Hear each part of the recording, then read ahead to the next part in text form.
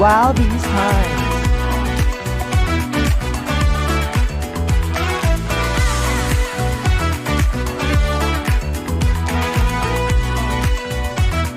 Wow, these times. You're listening to All These Times. I'm Katerina. And I'm Vanessa. While These Times is a podcast where we talk about critical issues and the things that are going on at the day program. On this episode, we're discussing mental health and emotional wellness. This topic is very important to us because mental health and emotional wellness affects our everyday lives. Our guest today is Vanessa Abdallah, and she is a behavior service clinician at the Center for Disability Services. We thought it was important to have a professional to discuss this topic with, to get the most educated, related information possible. Hi Vanessa, thank you for joining us today. Hi ladies, I'm happy to be here today. Could you tell us a little bit about yourself and your job?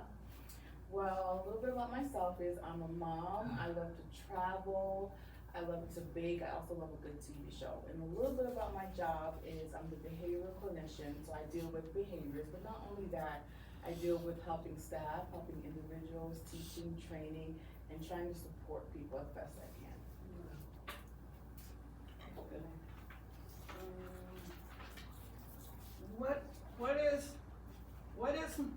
Why is mental health and why is it important to take care of your mental health?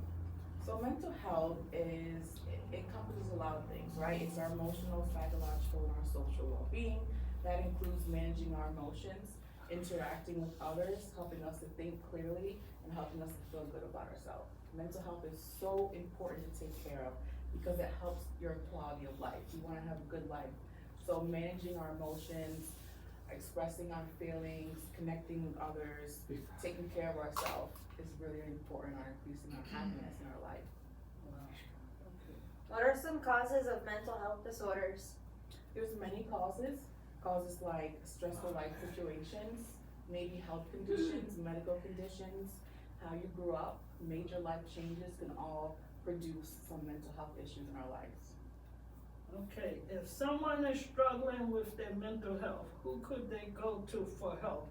Well, that's a great question. You can go to a professional, therapist, a social worker, maybe your primary care doctor, but also seek out those who care about you, support you in your everyday life, like a teacher, a parent, maybe your best friend.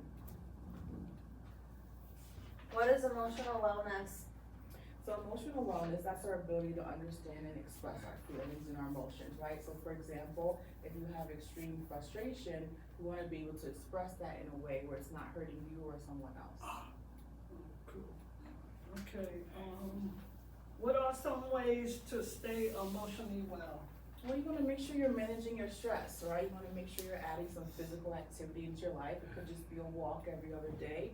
Maybe creating some social connections with friends and people. And you want to also make sure you're taking care of yourself, doing things to keep up your health and bring happiness to your life.